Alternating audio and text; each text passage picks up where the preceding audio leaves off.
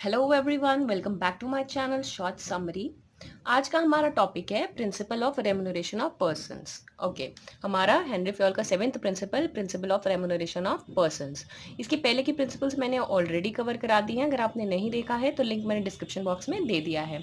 Okay, so यहाँ पे हम देख लेते हैं रेम्यूनरेशन ऑफ पर्सन्स। यहाँ पे पर्सन का मतलब है जो भी एम्प्लॉय है ऑर्गेनाइजेशन में जो वर्क कर रहा है। यहाँ पे पर्सन का मतलब है employee who is working in an organisation. Okay, so यहाँ पे ये प्रिंसिपल कहता है कि जो एम्प्लॉय ऑर्गेनाइजेशन में वर्क कर रहा है should be paid fairly and adequately so that he or she can gain maximum satisfaction। Okay, जो भी एम्प्लॉय ऑर्गेनाइजेशन में काम कर रहा है उसको एक फेयर और एक एडिक्वेट अमाउंट पे करें जिससे कि उनको मैक्सिमम सेटिस्फैक्शन मिल सके।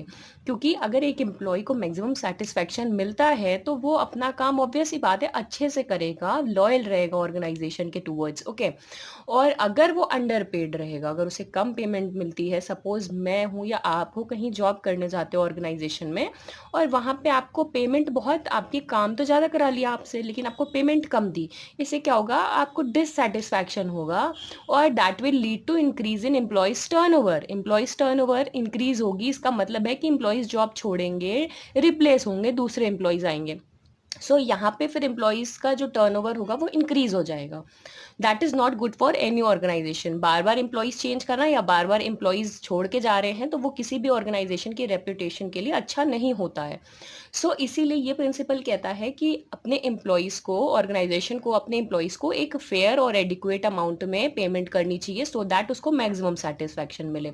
अब ये फेयर और एडिक्वेट अमाउंट क्या है, ये कैसे पता चलेगा ऑर्गेनाइजेशन को? सो उसके लिए कुछ पॉइंट्स हैं, फेयर वेज डिटर्मिनेशन के लिए कुछ पॉइंट्स हमारे दिए हुए हैं जो कि उसके अकॉर्डिंग ही ऑर्गेनाइजेशन को सेटअप करना पड़ेगा कि हाँ क्या सैलरी या क्या रेमुनरेशन उनको पे करना है अपने एम्प्लॉयज को। सो नंबर 1 है financial capacity of concern, number 2 the minimum wage act of government, और number 3 wage and salaries paid by the competitors. अब यहाँ पे क्या है कि जो एम्प्लॉय काम कर रहा है उसकी क्या कैपेसिटी है, किस हिसाब से उसकी क्वालिफिकेशन है, वो भी आपको ध्यान में रखना है। किस हिसाब से क्वालिफिकेशन है, किस हिसाब से उसके काम करने की कैपेबिलिटी है, उस according. And then minimum wage act है गवर्नमेंट का, उसको भी देखना पड़ेगा। और तीसरी चीज है मेन कि आपके जो जिस हिसाब का आपका बिजनेस है उस सेम लेवल के बिजनेस में जो आपके कॉम्पिटिटर्स हैं वो क्या वेजेस और सैलरी पे कर रहे हैं अपने एम्प्लॉयज को या अपने वर्कर्स को। सो इन तीन चीजों को ध्यान में रखते हुए हम एक फेयर अमाउंट, एडिक्वेट अमाउंट, एक जस्ट अमाउंट जो है एम्प्लॉयज के लिए डिसाइड करेंगे हम, यानी कि ऑर्गेनाइजेशन। ओके, सो इन 3 पॉइंट्स को ध्यान में रखते हुए ऑर्गेनाइजेशन डिटरमाइन करती है।